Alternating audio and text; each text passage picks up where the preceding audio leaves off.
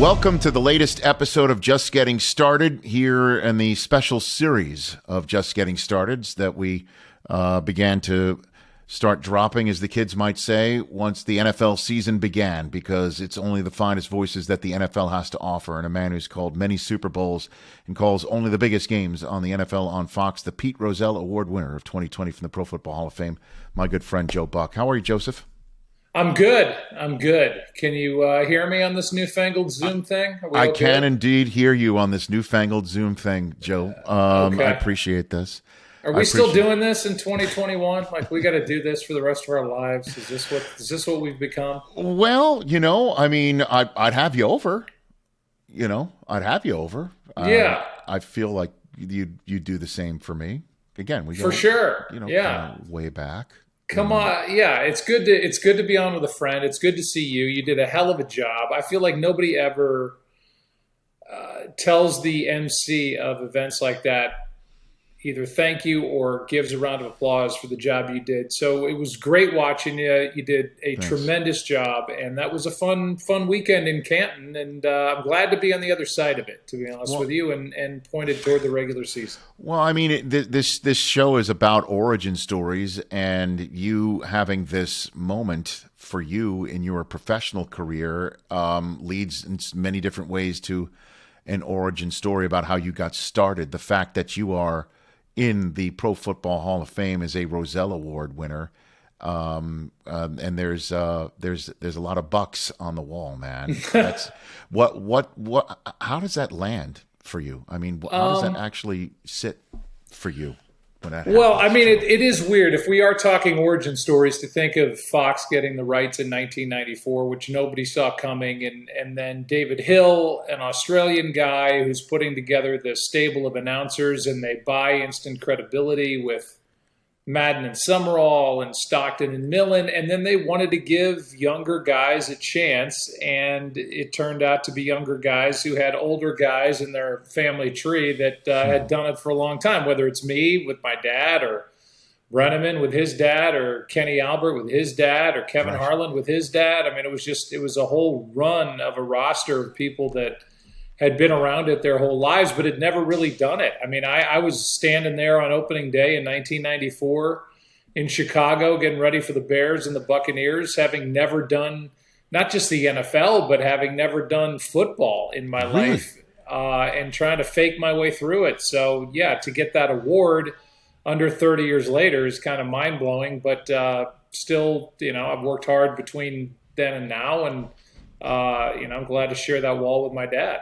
So, what you'd never called a football game before? Not that anybody other than my close family could hear. Yeah, I'd never done it. I mean, I'd done Major League Baseball at that point for 4 years.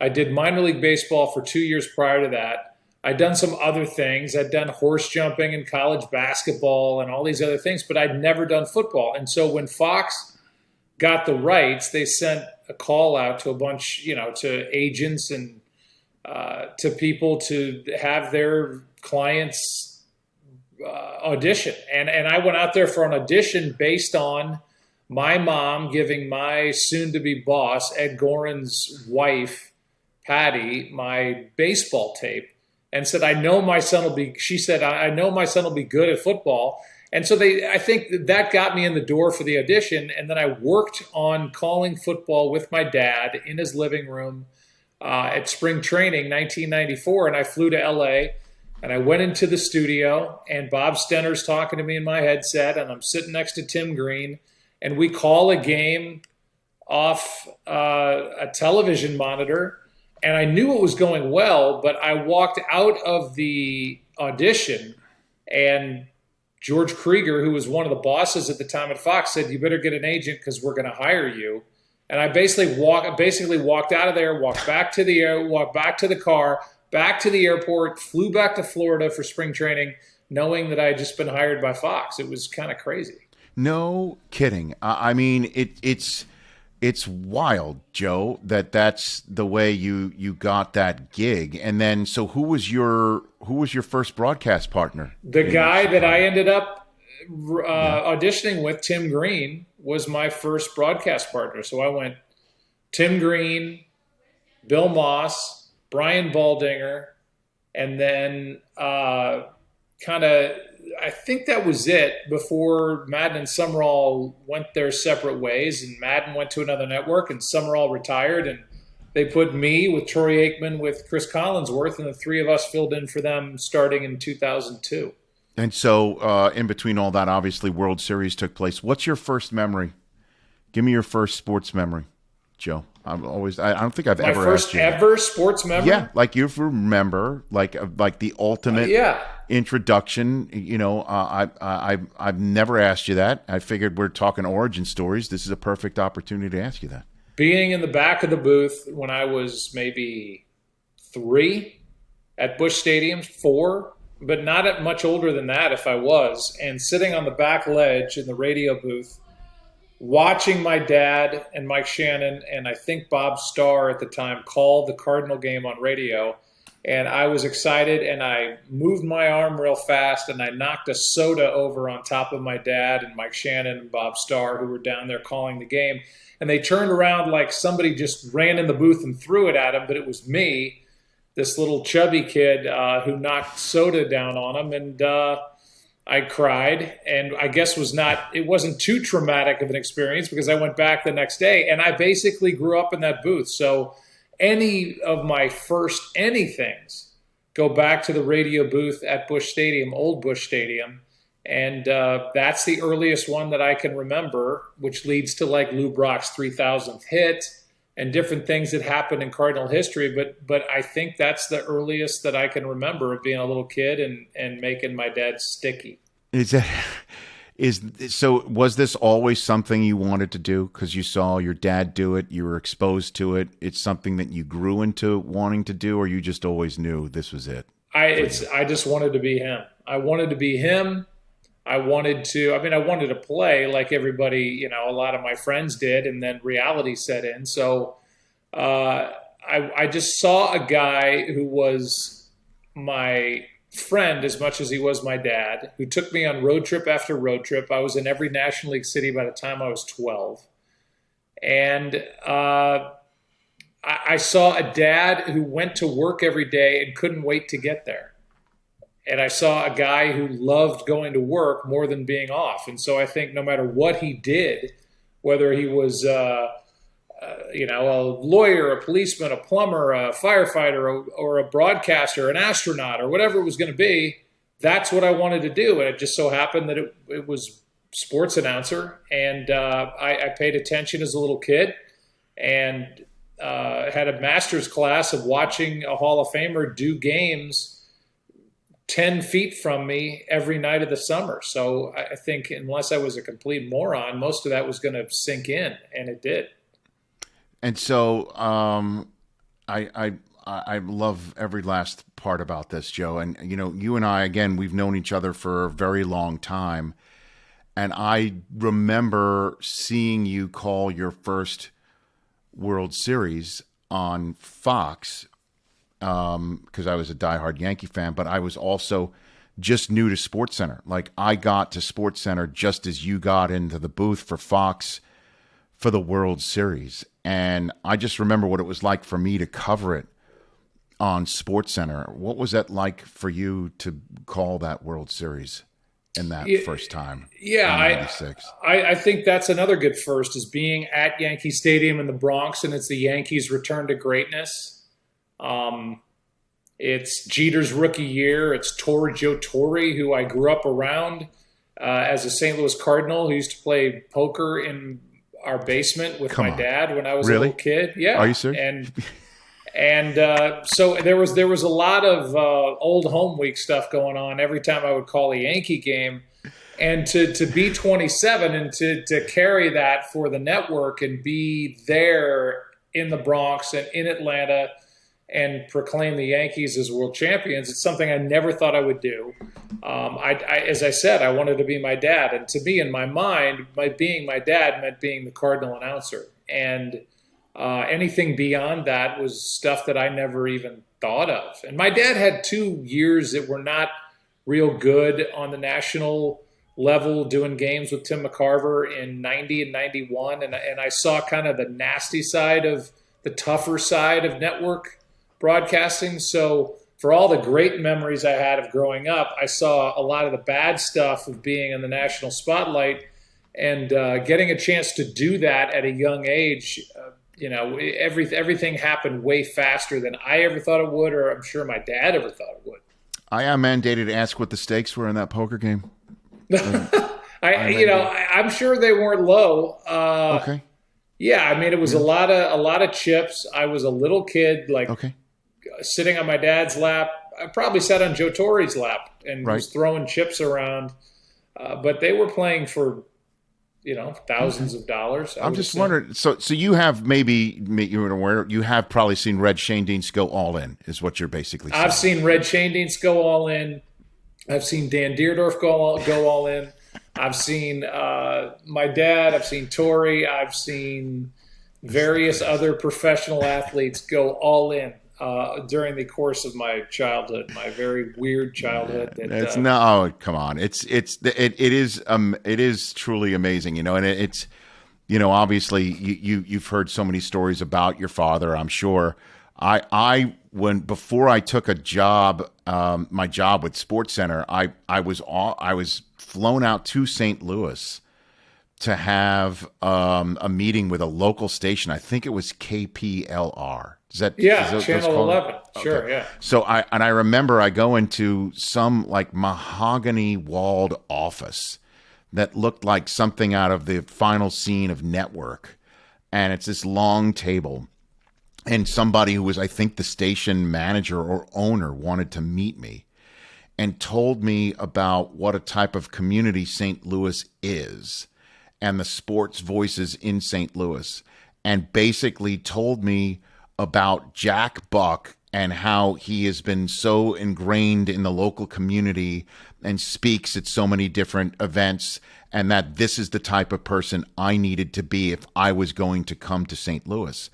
And my first thought was, I'm all in, absolutely. But it was like the word of this station saying, you will follow in the footsteps of Jack Buck here in St. Louis. And I obviously knew who your dad was, but I can only imagine you growing up around that and carrying that with you every day. Yeah, it was a lot. I mean, it was definitely a lot. And I don't complain about it because it came with so many positives that we just talked about. I mean, growing up in the atmosphere that I grew up in, that's what prepared me to do what I did at an early age. But the guy you're talking about, his name's Ted Koppler. Yeah, okay. I remember that name now. That's why it was KPLR, Koppler. And you think about the announcers that made their name in St. Louis. It was my dad. It was Harry Carey. It was Bob Costas. It was Dan Deerdorf. It was Dan Kelly, great hockey voice. It was on and on and on and on. And a lot of it centered around KMOX Radio, which is the flagship station of the Cardinals. And then everybody would kind of shoot off in their various directions. But there is a really strong history of sports announcing in the city. And then when you have it not only in your city, but you have it in your house and at your dinner table, it carries with it a lot of pressure, a lot of good pressure. But I've always, and certainly back then, but I've always felt the weight of that, carrying that forward. And to this day, think about doing something that would embarrass my dad almost as much as doing something that could embarrass me. And it's right there, neck and neck. Well, obviously it's all working good in the hoods, if you will. And now here we are. And what number season is this for you now? So I guess this would be season 27 of you calling the NFL? Season 28? 28. Yeah, damn. Since 94. So getting up on 30 years. I'm signed one more year. Damn it. I wish it was 2 more years, and I could say, hey, I did 30 years and it's been fun and going on to the next chapter of my life. But I love it. I mean, I love going to work. And that's the best thing, for everything I said about my dad. I hope, and I think if you had my daughters on, Natalie and Trudy, who are 25 and 21, not my 3-year-old boys, But the girls, they would tell you that they see the same thing in me. Like, I'd rather go do a game than be off. I'd rather call a Super Bowl than watch a Super Bowl. I'd rather call a World Series than watch a World Series. I'd rather, that's a great feeling. So, I'd like to think I carried that forward too, that I have this love for doing what I do. And if I ever did take it for granted, I certainly don't anymore after the kind of ups and downs that I've had, with my health and with different things that have gone on with me. So I have a complete joy in doing what I do. So I literally can't wait for the football season to start. We have a lot of games, obviously, with Thursday, Sunday. Yeah. But I like it that way. I'd rather work than not. So that's good. Well, and obviously that there's that time in October where you are just going from one event to the next, of going to World Series games, calling World Series games, and then going to a Thursday night and calling more World Series games. I imagine that is you in your element. That's it. Like, and then you go from one Hall of Famer in Smoltz to another Hall of Famer in Aikman, and they're both so amazing at what they do. They make me smarter, and they call their shots. It's like, Smoltz is like, watch out, the left fielder has a problem. When the ball's hitting the gap, then the ball's hitting the gap. Or Aikman's like, well, this matchup top of the screen could be an issue. Top of the screen, there's an issue. I mean, it really is remarkable calling of shots by the guys who sit next to you. And I love them like brothers, and that's the best thing, is that I can lean on them. I can be half in, half out with both, all in with all of it, but I am not there every minute. So I know that if I've been gone from Troy and I walk in and I do a Thursday game and I've been doing Monday, Tuesday, Wednesday baseball, he's ready to go. He knows I'm ready to go, but I can lean on him a little bit that week. And then I come back to baseball and either I'm tired or I'm, leading into the game, never in the game. But if I'm trying to just scramble and get ready, I can lean on John on the baseball side. So I think that personal relationship that I have with both guys is what makes that whole month not only work but fun. That I don't try to dominate it. I try to pick my spots. I try to ride the action. And I try to go where it feels like the game's taking us. And then I let them kind of shine. I try to. And You're right. I mean, I think they're so both well prepared that a lot of that stuff is not by luck. It's by preparation. So I really lean on them. They know I'm going to be ready. And, we just let it fly after that. And then, your first World Series, Smoltz was in it. The one that you called. Yeah. Did you call any Aikman games? Did you get any count, or those were always Summer All Madden contests at the beginning of your? I think that's when Troy knew his career was over. Because I remember we showed up, Tim Green and I, in, let's say, 96, 7. Yeah, it had to have been like 96 or 97. Yeah. And he came into the production meeting, and you could see the look on his face like, who in the hell are these two guys? And Tim was like, hey, so what's going on? And Troy was like, yeah, what's going on? Look, do you have any questions for me? Or, we're not going to – the small talk is not going to happen, because he's used to talking to Madden and Summerall, and he and Madden were great friends by the end of all those years of doing all those games. So – yeah, we did a game in Cincinnati that they had on Halloween. I don't even know if it was as late as 96. But I mean, they were world champs, in that little stretch of time there. And the last time they went to the champ game was 95. So I don't think it was during that time. But I joke all the time that when Troy walked through the door and looked into the production meeting room, it was like, okay, this is over. It's time to go. And here we are doing games together this is our 20th year together. That's crazy. That was something that was mentioned at the Hall of Fame that kind of shocked me. That you're the longest paired team of, I guess, for the lack of a better phrase, a game, top of the flow chart team? Is that, or second longest, or what, that you have been paired? I think we're 1 year. We're 1 year of catching Madden and Summerall. I think it's in there. We're number 2, but I think in this day and age, to be anywhere near the top of that with as transient as some of these rights holders situations are, or somebody gets a wild hair and they go, hey, this guy stinks, let's get rid of him, or this guy's just off the field, he's the hot new thing, let's go get him. To have been together for 20 years. Now, the first 3 of them, Chris Collinsworth was part of that too. But a 20-year run like that is, in this day and age, is something that I know we're both very proud of. And neither one of us can believe it's been that long, because it feels like, on one hand, it's been forever, but on the other, it feels like it's just yesterday that he came to my golf tournament, and that might have been the year you were there. Yeah. But it was certainly early on, and I was leaning on him right out of the gate, like, hey, nice to meet you finally after our production meeting, but in a different setting. And glad we're going to be doing games together. Will you come to St. Louis to my Children's Hospital event? He's like, I'll be there. Count on me. Which, he's just that kind of guy. So yeah. I'm lucky that way. I'm lucky in every way that I get to work with these two. Well, isn't that the name of your book, right?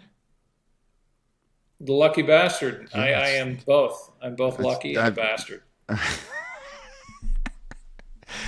Well, one thing before we wrap this up, I want to pull on the strand of that you left before. Did you say you called horse jumping? I did. Yeah, I've called horse jumping on Bud Sports.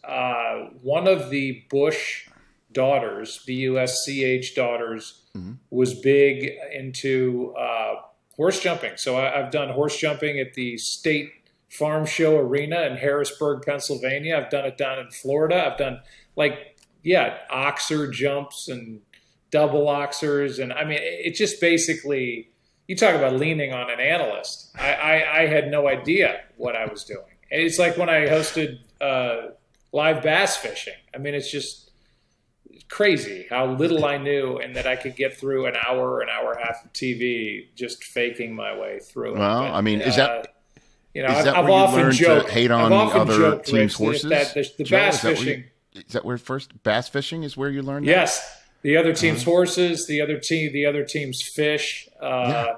I always get accused of rooting against everybody, except in those events, because I think basically nobody was watching.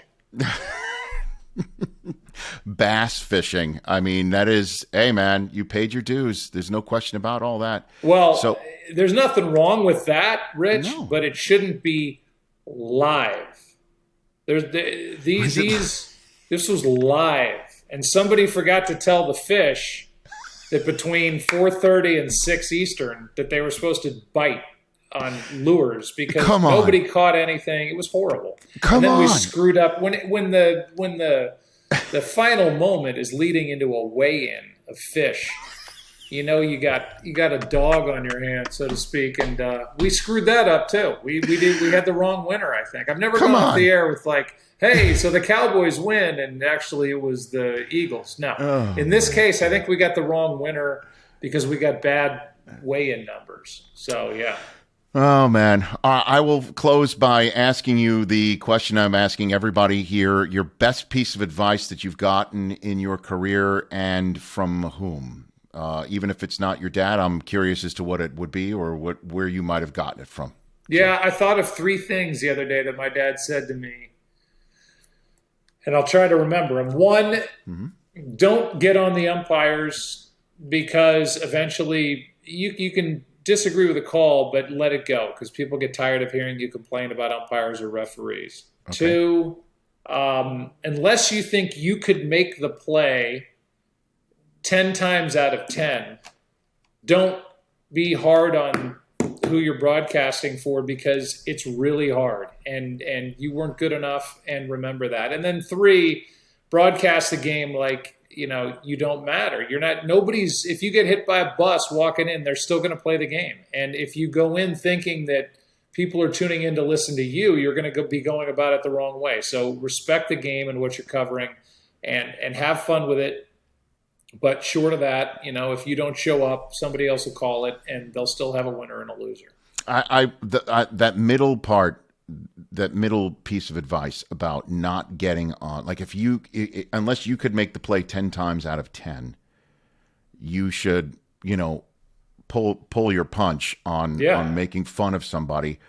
I'll tell a quick story that I wish I had known that, because when I first got to SportsCenter in '96 with my stand-up comedy background, everything was a joke. Everything was a gag for me. Like nothing was to be taken seriously. And I was trying to entertain the entire time. And I wanted to go on assignment. And, I was a fort holder the entire time. As a matter of fact, I remember watching the World Series with you calling the game in October. I'd just gotten there in February, and I'm a diehard Yankee fan. They hadn't been to the World Series since 1981, and I could not believe I wasn't at the game. But I was understanding, I had my dream job. And I remember watching you go through the Fox celebrities who were at the game, Joe. And you got to Kim Fields, the famed Tootie, who I think was in a news show on Fox at the time. And I'm like, I cannot believe Tootie was at the game and I was not. And this is all coming into focus at some point. And I remember I finally got to go on an assignment, and I got to go cover the Seattle Sonics a year later when they were on that 60-win George Karl team. And I remember walking into the locker room, and everyone looked nasty, from Gary Payton to George Karl, Sean Kemp. They looked like they were not happy to see anybody walk in the locker room. And I thought to myself, did I make fun of any of these guys on SportsCenter? I took immediate stock, nervous that I'd screwed up, because I didn't get that piece of advice that your dad gave you. I love that one. It's terrific. It's real, because, I think we're all guilty of it. Of you start treating people that way, whether you've got the microphone, and it's an embarrassing moment if somebody doesn't come through for their team, and they're trying their best to come through. And if they don't, or they make a boneheaded play or whatever, it's not because they weren't trying or they didn't care. And I think about that all the time. The way I get treated on Twitter, the way somebody will say something to you, it's almost like you treat people like they are things, and you forget that they have feelings, and they have that stuff hurts. And so if you're the one in the booth, saying stuff, they don't really have any way of getting back at you except to tell you in private moment, hey, you were an asshole to me. And I don't want that conversation. I've never had that conversation with anybody. Like, hey, you were unfair when you said blank. And that's a good thing, because, man, these guys are way better at this than I'll ever understand. And it's not my job to rip them for a mistake. It's just not. I remember I was just looking around that locker room going, oh, shit. Did I say anything about Peyton? What about, George Karl? Because they were staring a hole straight through me, and I'm like, that's got to be me. But I think they just, were shocked by the Celtics that night anyway. And it's just, it stuck with me to this day. I mean, that's like 24 years ago. And I thought to myself, when I go back on the show, I will not do that anymore. I will make sure that if I have to see anybody ever again, I will be able to hold my head up high that I treated them fairly. I will never want to go through that again. I'll never forget that to this day. Yeah, it's a bad feeling. And I said I've never had that.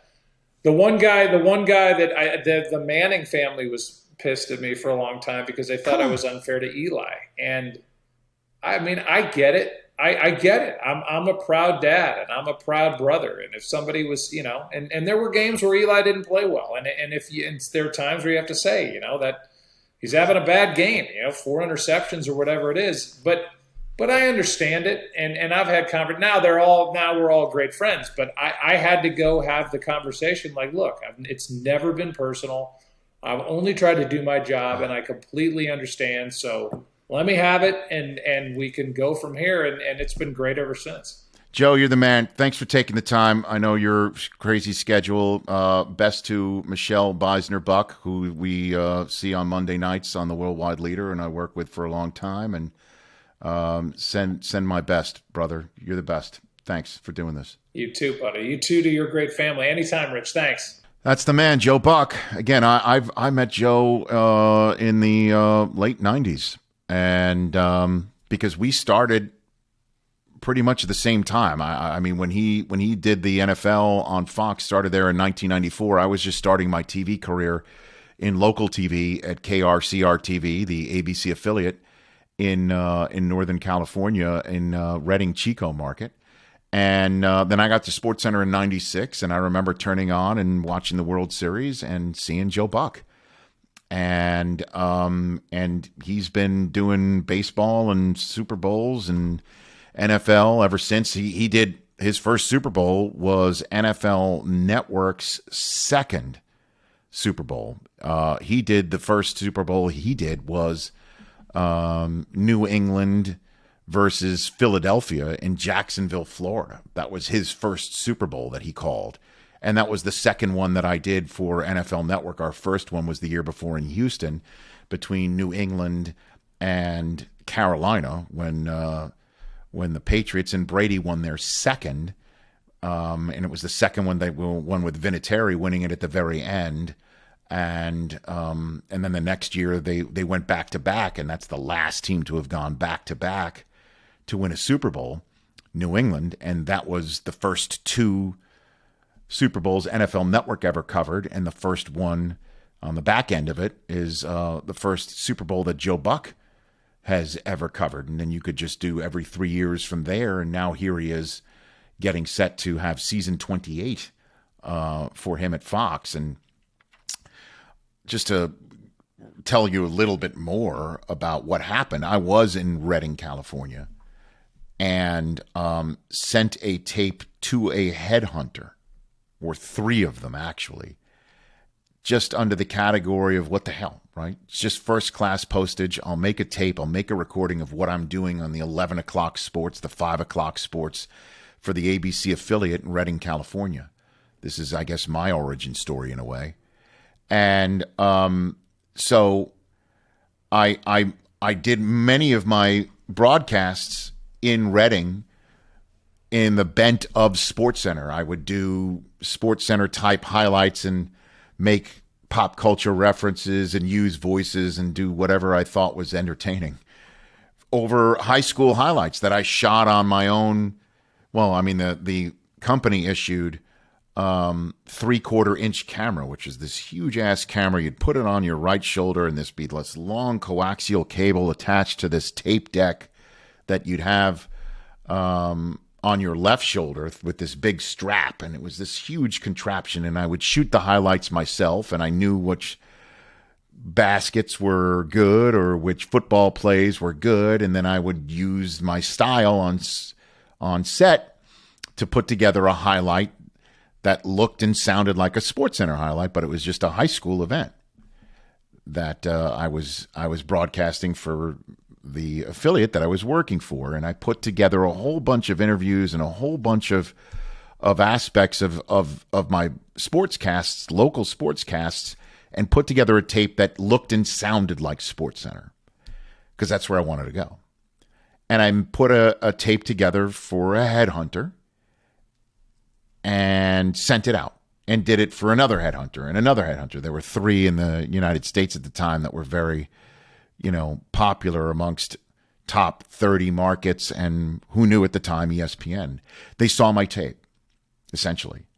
They saw my tape from KRCR TV, and I got a call at work one day at my sports desk, and the way that the phones there worked, you got a phone call locally, it would be one long ring. If the phone was from outside of the area code, it would go ring, ring, ring, ring. I've never had another phone like that in my entire life. I've been around one. But the reason why I say this is ring, ring, when the ring, ring would go, it would be like, I think, my parents calling me from New Jersey or my brother from Los Angeles. Really, nobody was calling me from out of state, out of area code, pretty much on my work line. And so ring, ring, it goes, and it's somebody who says they're from the William Morris Talent Agency. Said that their name was Henry Reich, was his name. And he told me he was an agent, and he had heard that I was one of the hot up-and-coming sportscasters in America. I'm like, really? That's what I thought to myself. My inner monologue is like, you got to be kidding me, because I'm not feeling very hot out here. And I've said, okay. And he said, can you make me a tape? Can you send me your resume reel right away? I'm like, absolutely, I'll do that. Took his name and his address and hung up the phone and just started staring around to see if, I was being punked. I think this even predated punked, so it's probably on candid camera, to use the phrase. Back in 1995, this was. And I just picked up the phone and called my brother in Los Angeles. I'm like, you never guess what's going to happen. I just got a call from William Morris, and they want a tape. I'm like, this is unbelievable. He's like, that's unbelievable. I'm like, great. Hopefully something can come from it. I have no idea. Hung up the phone. 2 minutes later, ring, ring again. Another outside call. Like, this is ridiculous. There's no way, this has happened before. Like, okay, did my brother call my parents or whatever? And I thought to myself, no. I'm such hot shit. That's ESPN on the phone.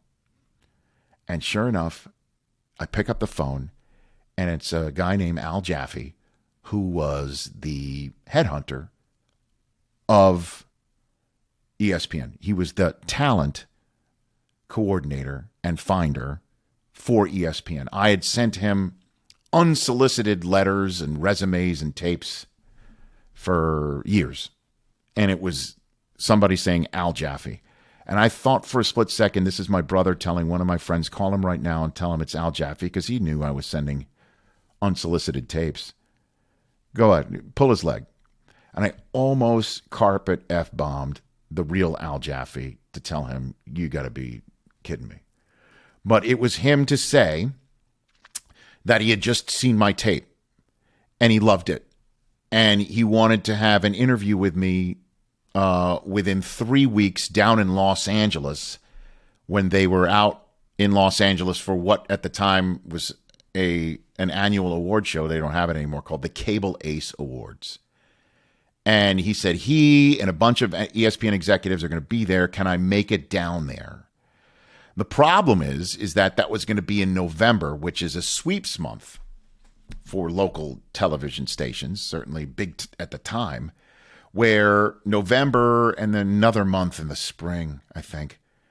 I don't remember, but I just remember November was a big sweeps month. So the station was getting rated, and asking for a day off during a sweeps month night was unheard of. I mean, like, it had to be a major family emergency on the spot to ask for a day off and receive it. And I just remember, I think I told the sports director, because I was the number 2 there. I think I just flat out told him, because I was close with him, a sweet man named Mike Mangus. I think I told him, ESPN called me. I got to go. I got to take this meeting. And I think he covered for me.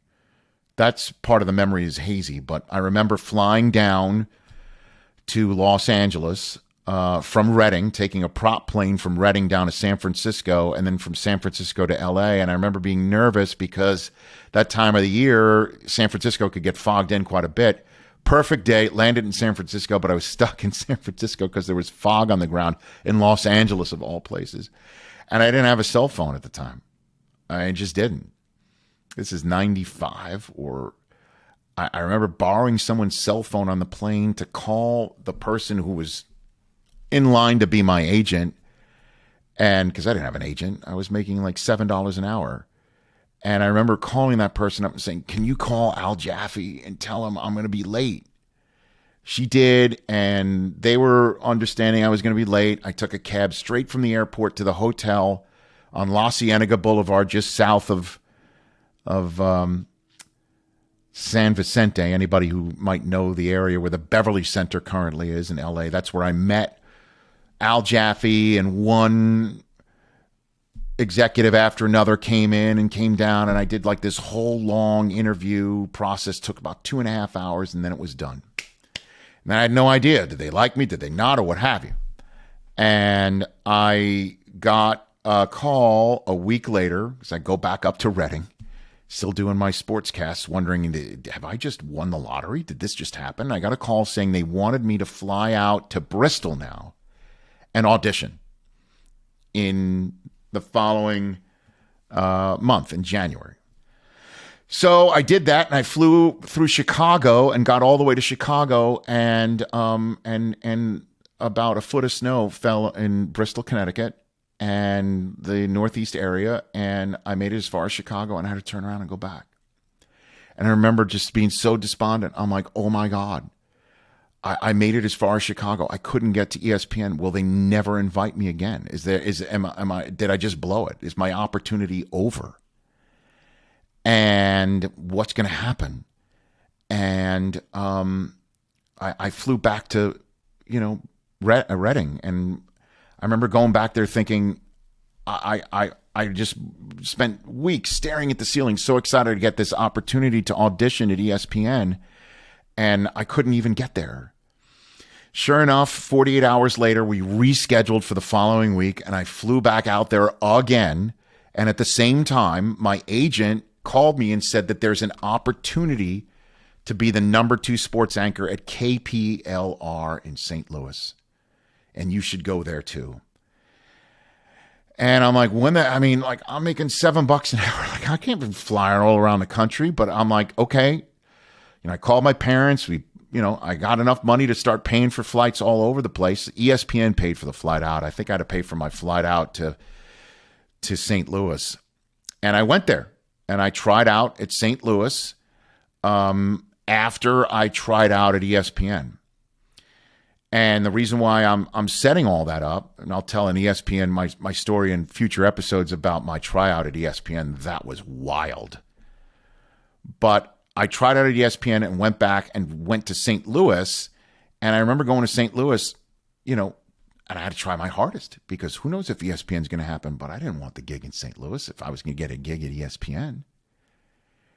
And I tried out at St. Louis, and I had that tryout, and I had that sit down in that mahogany room where the guy who Joe Bucks just told me he knew who the guy was who owned the station, and why the call letters is his last name, and his name even escapes me now after Joe just told it to me. My God. But I remember sitting at this table and listening to this guy like sort of lecture me in a way about Jack Buck, and I'm like thinking to myself, how the hell am I going to live up to Jack Buck's legacy? I don't even know. I mean, that's Jack friggin' Buck in St. Louis. I'm like, sure, I'll try. If I'm going to come to this community, I just, as a New York Jewish kid, flew all the way up to Redding, California to work, and I became part of that community, even though it was like living in Northern Exposure. If you remember that TV show about the Jewish doctor in Alaska, like it was the Jewish sportscaster in Redding, California. And I kind of wanted to tell him, like, hey man, like I'm all in. Like I just went fly fishing and panning for gold in Redding. Like I get into the community wherever I go. By the way, that's what I did. I never fly fished before, and I certainly didn't pan for gold. In the place where I grew, the biggest mountains were made of trash, where I grew up from. And that beautiful community in Redding, I was all in on it. So I told him what I thought he wanted to hear without deep down thinking, how am I going to work for this guy if he's telling me you got to live up to Jack Buck's legacy? You want to talk about pressure? I mean, I'll put the pressure on myself, but I just kind of felt a little uncomfortable leaving that mahogany office room. And I remember getting on a payphone before boarding the flight back to Reading to call my agent to say, did you hear from ESPN? And the answer was yes. They offered me a 5-year contract. And I'm like, holy shit, this is happening. And I got back on the flight, and,